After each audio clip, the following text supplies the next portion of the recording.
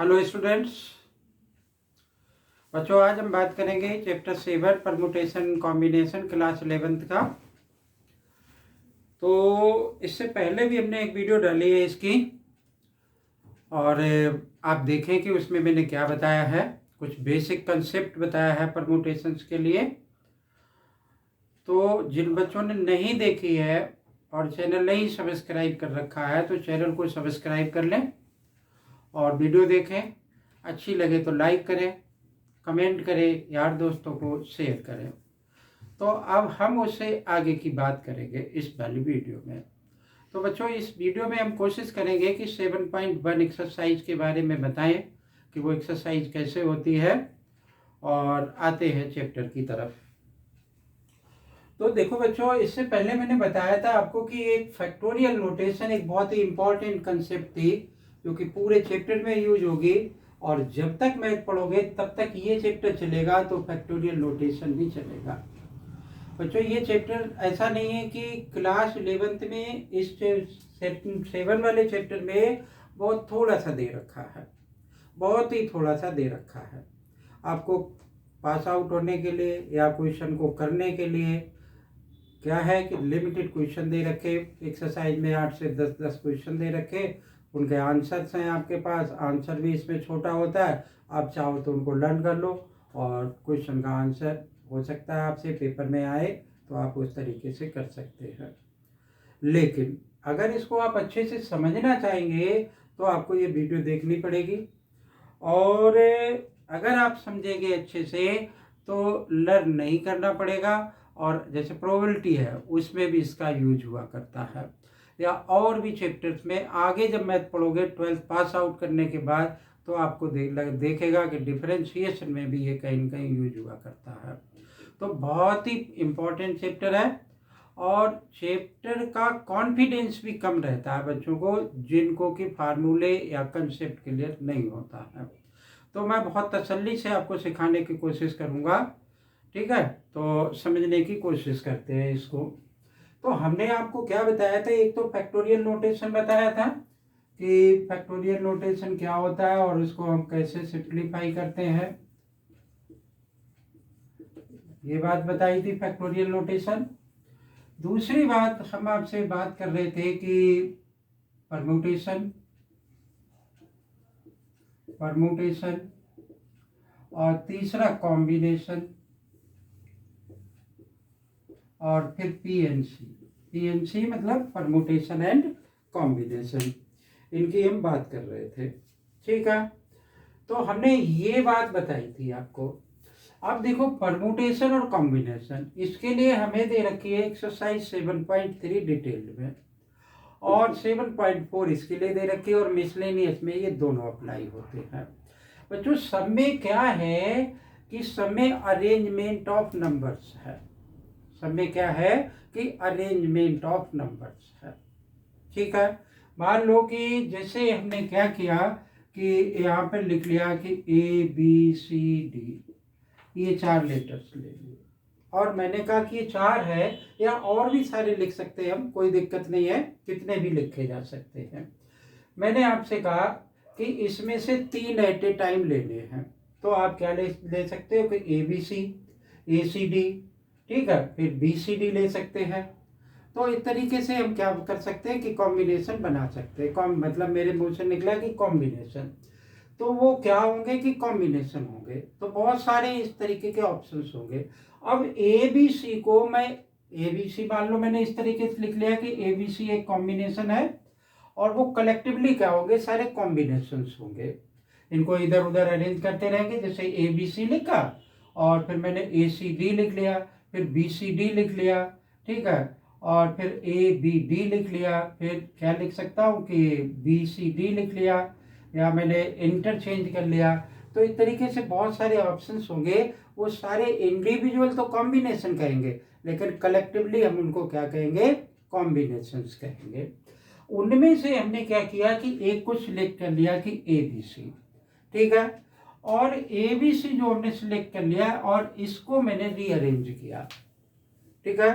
तो जब मैंने इनको रीअरेंज किया तो डिफरेंट टाइप्स के जितने भी अरेंजमेंट मैंने बनाए वो क्या होंगे, परम्यूटेशंस होंगे, परम्यूटेशन होंगे, और कलेक्टिवली क्या होंगे, परम्यूटेशंस होंगे। ठीक है ना। तो जहाँ पर ये आएगा परम्यूटेशन और कॉम्बिनेशन, वहाँ पर इसके बारे में बात हम आगे की तरफ करेंगे, बहुत डिटेल में यही एग्जाम्पल लेकर के बताएंगे, या दूसरा एग्जाम्पल ले लेंगे। तो बच्चों जैसे परम्यूटेशन होता है ना, वो NPR से डिनोट होता है। किससे डिनोट होता है, NPR से, और कॉम्बिनेशन किससे होता है, NCR होता है। ये दो फार्मूले हैं। ओके, तो इनसे अलग हट करके एक और तरीका हमें दे रखा है, उस पर हम बात करेंगे। उसको हम क्या कहते हैं, फंडामेंटल प्रिंसिपल ऑफ काउंटिंग। मतलब वो कोई फार्मूला नहीं है, वो एक टेक्निक है। कि जिस टेक्निक से मैं क्या कर सकता हूँ, लगभग 50% क्वेश्चंस के आंसर्स फाइंड आउट कर सकता हूँ। यानी उसको हम क्या कहते हैं, fundamental principle of counting. Fundamental principle of counting. तो इसको समझते हैं कि क्या है ये। ठीक है, कि फंडामेंटल प्रिंसिपल ऑफ काउंटिंग, जिसको कि मैं एक टेक्निक कह रहा हूँ, वो है क्या, इस बात को हमने समझना है। तो हम क्या करते हैं कि एग्जाम्पल ले लेते हैं। सपोज करो कि आप जैसे स्कूल जाते हो, तो आपके पास क्या है कि दो बैग हैं। तो मैंने दोनों बैग का, एक का नाम B1 लिख लिया और एक का नाम लिख लिया B2 लिख लिया, दो बैग है। ठीक है, और आपके पास 3 वाटर बॉटल्स हैं। 3 क्या है, वाटर बॉटल्स हैं। उनके नाम मैंने क्या मान लिए कि एक का नाम तो W1 लिख लिया, एक का नाम W2 और एक का नाम W3 लिख लिया। अब मैंने आपसे पूछा कि बताओ कितने तरीके से आप इनको ले जा सकते हो। तो हम क्या कर सकते हैं, देखो B1 बॉटल्स हमने पहले ले ली कि B1 बॉटल्स, तो B1 बॉटल के साथ में आप क्या ले जा सकते हैं कि B1 बैग के साथ में हम क्या ले जा सकते हैं कि W1 बॉटल लेकर के जा सकते हैं, W2 बॉटल लेकर जा सकते हैं, या B1 के साथ में W3 बॉटल लेकर के जा सकते हैं। ओके, क्या कह रहा हूं, फिर से जानो। जैसे आपने B1 बैग सिलेक्ट किया और हमारे पास अभी 3 ऑप्शंस रह गए।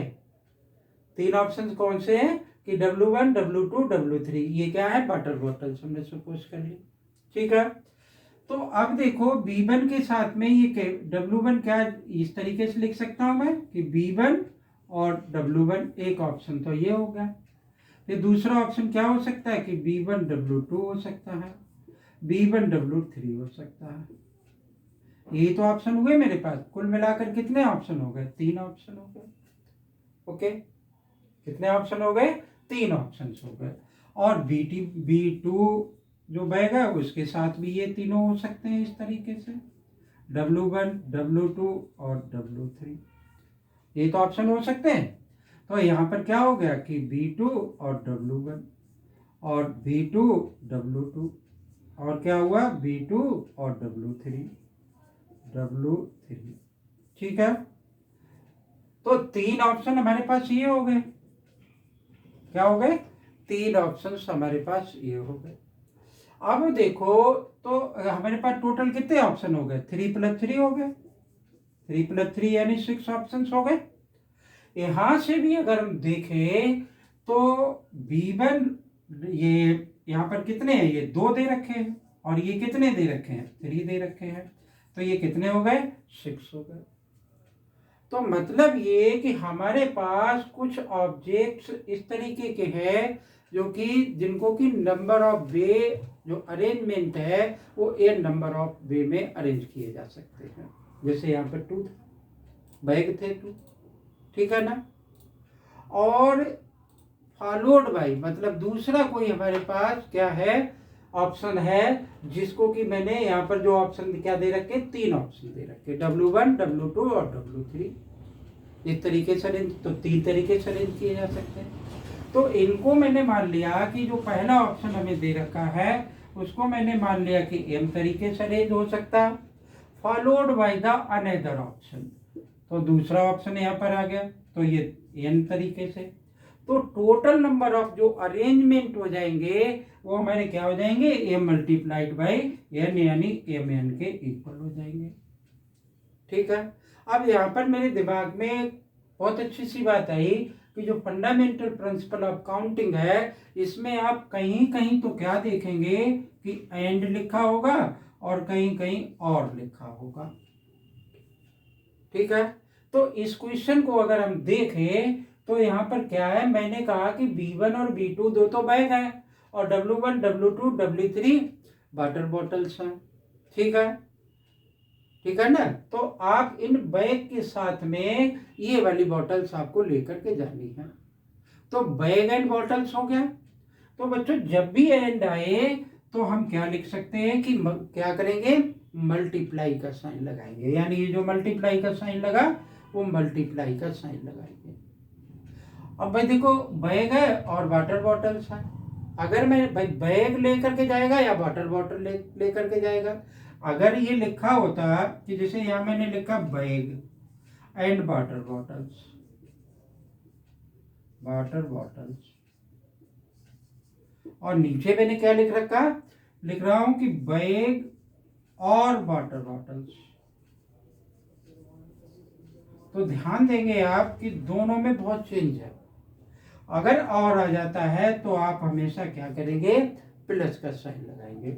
मतलब यहाँ पे क्या बना कि 2 तो ये और 3 ये, तो ये कितने हो गए, 5 हो गए, और यहाँ पर ये 2 हो गए मल्टीप्लाइड बाई 3 हो गए, तो ये कितने हो गए, 6 हो गए। अब आपके दिमाग में हो सकता है कि बैग है और वाटर बॉटल्स है। ठीक है, मान लो कि मैंने सपोज कर लिया कि वो और आगे की तरफ गया, मतलब उसके पास कुछ और आइटम है। क्या ले लिया मैंने, टिफिन मान लिया कि T1 टिफिन है और उसके पास 2 टिफिन हैं, तो T1 और T2 उन टिफिन को मान लिया। ओके, अब आप क्या देखेंगे कि इस तरीके से अगर मैं करूंगा तो मुझे बहुत टाइम लगेगा इन क्वेश्चंस को करने के लिए। तो हम किस पे पहुंच जाएंगे, इस टेक्निक पे पहुंच जाएंगे, इस प्रिंसिपल पर पहुंच जाएंगे। क्या होगा हमारा कि 2 मल्टीप्लाइड बाई 3 और ये 2 टिफिन है हमारे पास, तो टोटल नंबर ऑफ अरेंजमेंट्स क्या हो जाएंगे, 2 मल्टीप्लाइड बाई 3 मल्टीप्लाइड बाई 2 हो जाएंगे। अगर हम यहाँ से बनाएं तो यहाँ पे T1 और T2 फिर लिखेंगे कि ये T1 है और ये T2 है, फिर इसके साथ में T1 होगा और इसके साथ में फिर T2 भी होगा, तो T1 होगा फिर यहाँ पे और फिर T2 होगा, तो इसी तरीके से इनके साथ आ जाएंगे। ठीक है ना, तो अगर हम इस तरीके से अरेंज करते रहेंगे तो वहाँ तो जो डिजिट हमें दे रखी होगी बहुत सारी दे रखी होगी। ठीक है ना, तो यहाँ से आपको क्या करना है कि सिंपली मल्टीप्लाई कर देना। तो हमें 2 बातें पता चली कि फंडामेंटल प्रिंसिपल ऑफ काउंटिंग, ठीक है, कि n ऑब्जेक्ट्स हैं, मतलब कुछ ऑप्शंस हैं जो कि n नंबर ऑफ वे में अरेंज हो सकते हैं, followed by the another options, जिसको कि n नंबर ऑफ वेज में अरेंज कर सकते हैं। एक को m दूसरे को n मान लेते हैं, या पहले को n तो दूसरे को m सपोज कर लेंगे, फॉलोड बाय अनदर ऑप्शन, उसको मैंने p ऑप्शंस मान लिया। ठीक है, तो ये क्या हो गया कि जैसे यहाँ पे 3 लिख लिए तो m multiplied by n multiplied by p लिख लिया। ठीक है ना, तो mnp हो गया। तो इस तरीके से ये टेक्निक काम करती है। बच्चों बिलीव करो कि अगर आपको ये समझ में आ गई तो 50% क्वेश्चन सिंप्लीफाई होते रहेंगे, और जो हमारी पहली वाली एक्सरसाइज होगी वो इसमें सिर्फ इसी पर बेस्ड क्वेश्चन होंगे। For the video and copy it. उम्मीद है मुझे कि कुछ समझ में आया होगा आपको। आगे चलते हैं।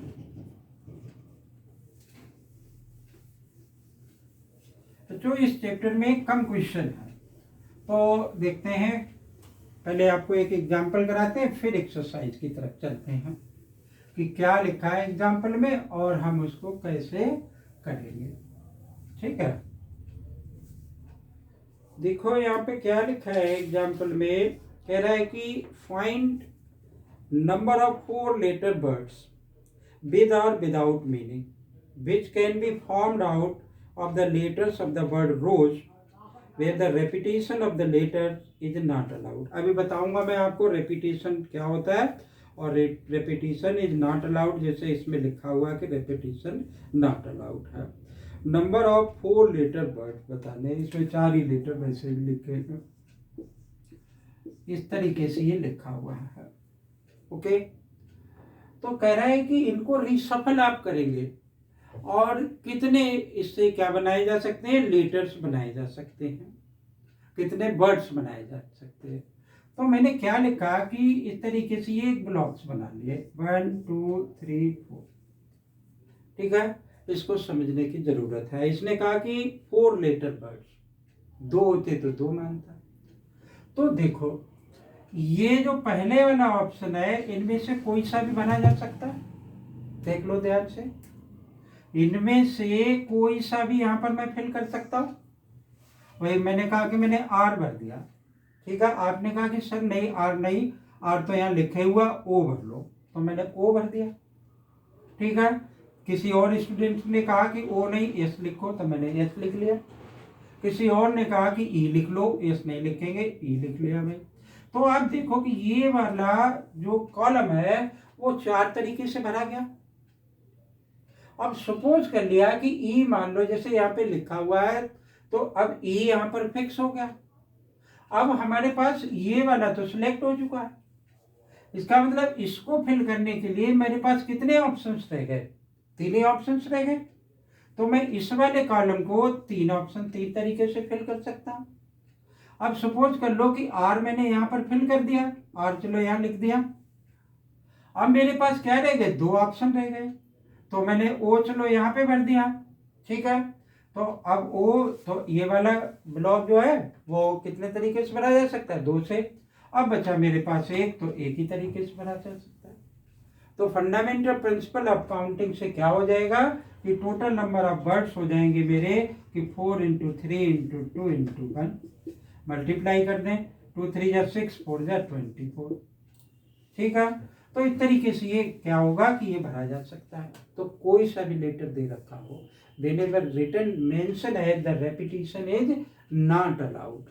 अगर सपोज करो ये कहता है कि रेपिटेशन इज अलाउड, उस केस में मैं क्या करता, ये जैसे क्वेश्चन में तो ये लिख रखा है कि रेपिटेशन इज नॉट अलाउड। अगर सपोज कर लो लिखा होता है कि रेपिटेशन इज अलाउड, उस केस में आप क्या करते, तो देखो तब भी मुझे 4 लेटर का ही बनाना है, 1 2 और 3 और 4, ठीक है।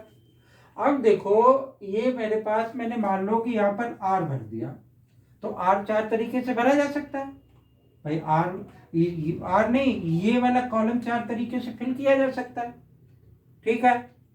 अब जब मैंने 4 तरीके से इसको फिल कर दिया, अब ये कह रहा है कि लेटर का आप रिपीटिशन कर सकते हो, मतलब ये नहीं कि मैंने आर यहाँ पे भर दिया तो अब आगे नहीं भर सकता हूँ मैं, अभी भी मेरे पास 4 ऑप्शंस हैं, मतलब ये चारों लेटर्स फ्री है फिल करने के लिए। तो इसका मतलब इस वाले ऑप्शन को भी मैं कितने तरीके से फिल कर सकता हूँ, 4 तरीके से इसको भी फिल कर सकता हूँ, किया जा सकता है इस तरीके से, ठीक है ना। अब इसी तरीके से 4 तरीके से ये, 4 तरीके से ये, तो 4 × 4 × 4 × 4, इसको मल्टीप्लाई कर देंगे, क्या होगा, जो आएगा वो आंसर आ जाएगा। तो ये किसके लिए है, हमारे क्वेश्चन में जैसे मेंशन है कि repetition of the letters is not allowed, और इसके केस में repetition of the letters is allowed, ठीक है। तो ये दोनों में एक बेसिक डिफरेंस है, रेपिटेशन के लिए और नॉन रेपिटेशन के लिए। ध्यान रखेंगे, बहुत सारे क्वेश्चंस में ऐसा पूछा जाएगा, क्लियर है। तो ये एक एग्जाम्पल था हमारा, और भी कोई मुश्किल सा एग्जाम्पल कहीं दिखाई देगा तो हम उसको जरूर करेंगे, ठीक है। एक्सरसाइज पर आते हैं, एक्सरसाइज 7.1। तो मैंने यहाँ लिख लिया कि एक्सरसाइज 7.1 और सॉल्यूशन एंड हिंट,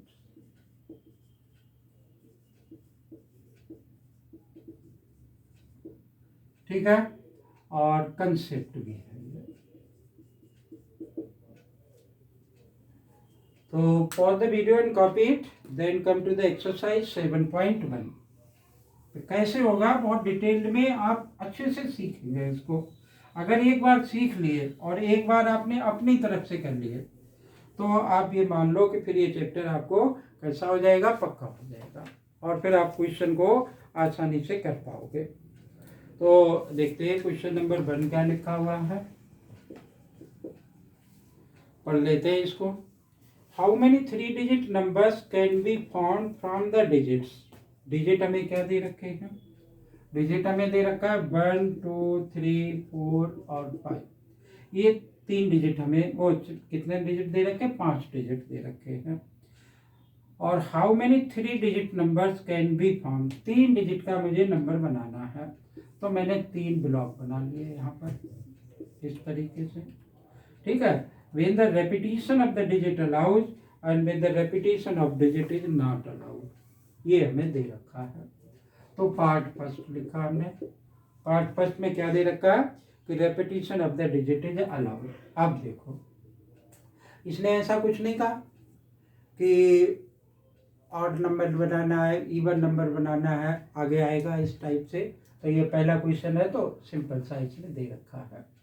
तो देखो बच्चों, हम यहाँ पर क्या बनाना है मुझे कि 3 डिजिट नंबर बनाना है, 3 digit number, 3 digit numbers form करने हैं, ठीक है। तो अब ये वाला ऑप्शन हम देख लेते हैं पहले। तो यहाँ कितने 1 2 3 4 5 है, तो मैं इसको 5 तरीके से फिल कर सकता हूँ। और इसने कहा कि डिजिट्स इज अलाउड, तो मैं इसको भी 5 तरीके से फिल कर सकता हूँ, इसको भी 5 तरीके से फिल कर सकता हूँ, जैसे भी रोज एग्जाम्पल में देख रहे थे। तो total number of 3 digit numbers कितने हो जाएंगे, total number of 3 digit numbers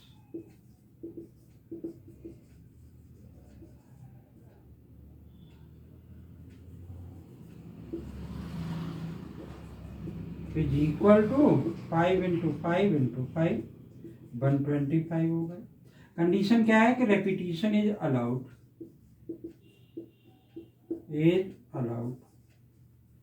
मतलब रिपीट हो रहे थे, तो उस केस में ये हो गया।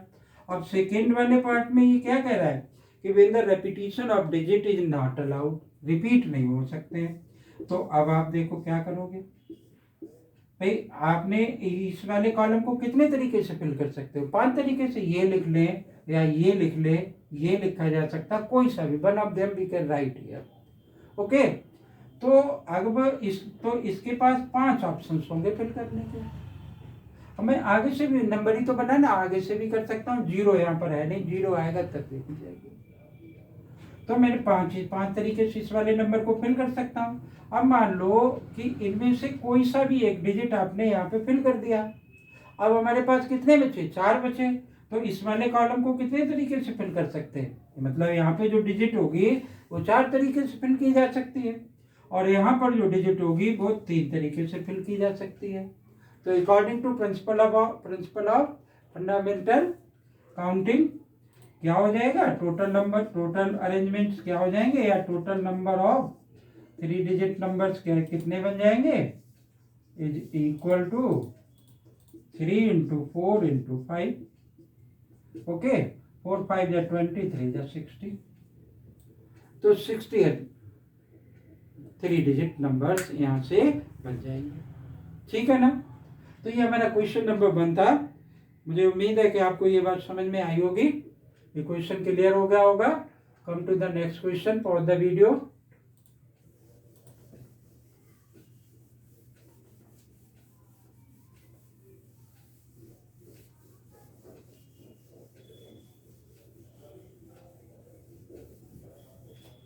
तो देखते हैं नेक्स्ट वाला क्वेश्चन क्या कह रहा है। How many 3 digit even numbers can be form from the digit. अब देखो इसने क्या कह दिया, इवन नंबर्स की बात की है। डिजिट हमें क्या दे रखे, 1 2 3 4 5 और 6, ये डिजिट्स दे रखे। The digits can be repeated, if the digits can be repeated, मतलब डिजिट्स भी रिपीट हो रहा है। अब आप देखो क्वेश्चन नंबर ये 2, और मुझे कितने डिजिट के इवन नंबर बनाने हैं ये देख लेता हूँ फिर से। ये इसने कहा 3 डिजिट इवन नंबर्स बनाने हैं, तो 3 ब्लॉक बना लिए मैंने। अब देखो इवन नंबर का क्या मतलब है, वो नंबर जो 2 से डिविजिबल हो जाए, या 2 का मल्टीपल हो, या लास्ट में 0 हो। तो 0 तो इसमें है ही नहीं, ओके, तो अब इसमें एक तो ये इवन नंबर है या ये इवन नंबर है या फिर ये इवन नंबर है। क्लियर है ना? तो इसका मतलब या तो मैं यहाँ पे 2 भर सकता हूँ या 4 भर सकता हूँ या फिर 6 भर सकता हूँ। तो इस वाले कॉलम को मेरे पास ऑप्शन क्या है कि मैं 3 ही तरीके से भर सकता हूँ, 3 तरीके से ज्यादा से नहीं भर सकता हूँ। ध्यान से देखो कि यहाँ इवन नंबर कब बनेगा, जैसे मैंने यहाँ पे लिख लिया कि 3 5 6 3 5 6, ठीक है, ये लिखा जा सकता है। या मैंने यहाँ पे क्या लिख लिया कि 3 5 2 लिख सकता हूँ, ठीक है। या मैं यहाँ पर क्या लिख सकता हूँ कि मैंने लिख लिया, मान लो कि 3 5 और 4 लिखा जा सकता है, ऐसे लिखा जा सकता है, 3 नंबर बन गए। इसके अलावा तो आप और कोई सा नहीं लिख सकते यहाँ पर। जैसे यहाँ पे लिखा मैंने 3 5 और आपने कहा कि सर जी यहाँ पे 5 लिख लो, repetition of digit is allowed. तो ये इवन नंबर थोड़ी बना, ये तो ऑड नंबर हो गया। तो इसका मतलब क्या हुआ कि ये जो लास्ट वाला ब्लॉक है उसमें 2 आ सकता है, 6 आ सकता है या 4 आ सकता है। मतलब मेरे पास कितने ऑप्शन हो गए? 3 ही ऑप्शन होंगे। अब आगे दूसरे वाले की और इस वाले की बात करते हैं। इन दोनों की जहां तक हम बात करें तो इसने क्वेश्चन में लिखा कि डिजिट्स कैन बी रिपीटेड, मतलब इनमें से कोई सा भी डिजिट आप फिर यहाँ फिल कर सकते हो। तो ये कितने डिजिट है? 6 डिजिट है। तो इसका मतलब ये क्या हो गया कि इसको मैं 6 तरीके से फिल कर सकता हूँ, और डिजिट रिपीट कर रहा है तो मैं इसको भी 6 तरीके से भर सकता हूँ, ठीक है। तो मैं क्या लिखूंगा कि unit digit can be filled in 3 different ways, tens digit can be filled into 6 different ways, and 100th digit can be filled into 6 different ways. और प्रिंसिपल ऑफ काउंटिंग लगा देंगे तो टोटल नंबर ऑफ बीज क्या हो जाएगा, यानी total number of, क्या पूछ रहा क्वेश्चन में, 3 डिजिट इवन नंबर। तो total number of 3 digit even numbers is equal to 6 into 6 into 3 हो जाएगा। कितना हो जाएगा? 36 मल्टीप्लाइड बाई 3 108। तो मैं आपसे क्या कह रहा था कि क्वेश्चन के आंसर्स कैसे होंगे, 1-2 लाइनों में कंप्लीट हो जाएंगे। बहुत सारे पार्ट दे रखे होंगे तो हर पार्ट इतना ही इसी तरीके से हो जाएगा। तो pause the video and copy it. That was the question number 2। Now come to the question number 3।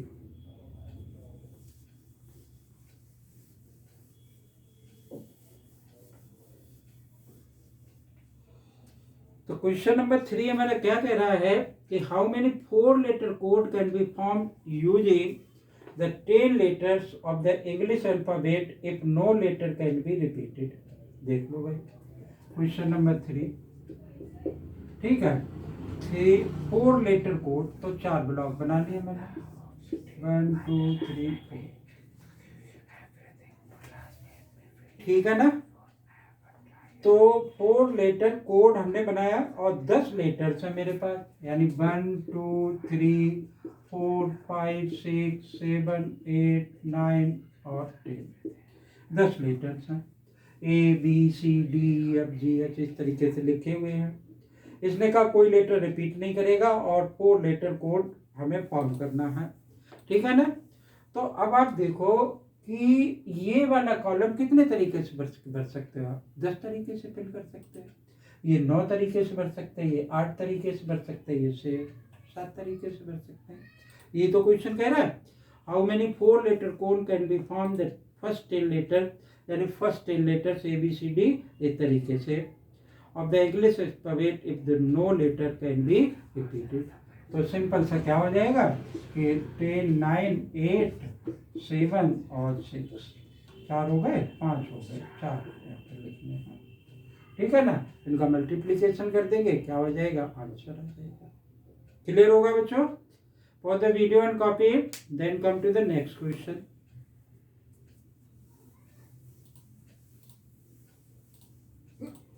तो देखो क्वेश्चन नंबर 4 में क्या कह रहा है, how many 5 digit telephone numbers can be constructed using the digit 0 to 9। मतलब 0 भी है, 0 है, 1 है, 2 है, 3 है, 4 है, 5 है, 6 है, 7 है, 8 है और 9 है। ये कितने हो गए? 10 हो गए। If each letter start with 67 and no digit appears more than once, और 5 डिजिट का होना है बच्चों। तो देखो 1 2 3 4 5, यहाँ 67 भर गया। इसने कहा हमसे कि 67 से ये फिल होगा। अब देखो ये 10 है और 2 डिजिट तो आपने पहले भर लिए, तो इसका मतलब ये डिजिट भरने के लिए हमारे पास कितने ऑप्शन फ्री हो गए भाई? 10 में से 2 माइनस कर दिए, 8 रह गए। तो ये डिजिट तो 8 में भर जाएगा। ये वाला डिजिट कितने तरीके से भर जाएगा? 7 और ये 6। ठीक है, तो टोटल नंबर ऑफ क्या हो जाएंगे? ये क्या पूछ रहा है? 4 लेटर कोड्स, नहीं 5 डिजिट टेलीफोन नंबर। तो 67 से सारे शुरू ही होंगे और उनके आगे इनका मल्टीप्लीकेशन करके लिख देंगे। क्लियर होगा? 8 मल्टीप्लाइड बाई 7 मल्टीप्लाइड बाई 6, इतने तरीके से ये नंबर क्या होगा? फॉर्म हो जाएगा। तो बच्चों आप देखो कि क्वेश्चन सब एक ही जैसे है। A coin is toss 3 times and outcomes are recorded, how many possible outcomes are there? बहुत आसान सा क्वेश्चन है। 3 टाइम एक कॉइन को 3 बार टॉस करोगे तो आउटकम्स उसके रिकॉर्ड हो जाएंगे। तो कितने हो जाएंगे? 8 आ जाएंगे। आउटकम्स कितने होंगे? 8 आउटकम्स होंगे। How many possible outcomes are there? तो 8 आउटकम्स हो जाएंगे उसके। ठीक है, अब नेक्स्ट वाले भाई देखो, हेड और टेल 2 की पावर 3, तो 80 तो आउटकम्स हो गए। अब गिवन दैट, नेक्स्ट वाले क्वेश्चन में कह रहा है कि given 5 flags of different colours, how many different signals can be generated if each signal requires to use the 2 flags? अच्छा भाई देखो, फ्लैग की जहाँ तक बात है तो इसमें कितने 5 फ्लैग दे रखे, 1 2 3 4 और 5, और सिग्नल 2 से ही जनरेट कर रहा है। तो हम कितने तरीके से भर सकते हैं? ये वाला 5 तरीके से, ये वाला 4 तरीके से। तो हमारे टोटल नंबर ऑफ सिग्नल्स कितने हो जाएंगे? 4 5 20 हो जाएंगे। ये थी ये एक्सरसाइज, आसान सी एक्सरसाइज थी। आप देखो कि हमने सभी में क्या लगाया है? फंडामेंटल प्रिंसिपल ऑफ काउंटिंग लगाया है। ठीक है ना? उम्मीद है कि ये बात समझ में आई होगी आपको। अगर समझ में आई तो वीडियो को लाइक करें, चैनल अगर सब्सक्राइब नहीं कर रखा तो सब्सक्राइब कर लें, कमेंट करें। Thank you. जय हिंद।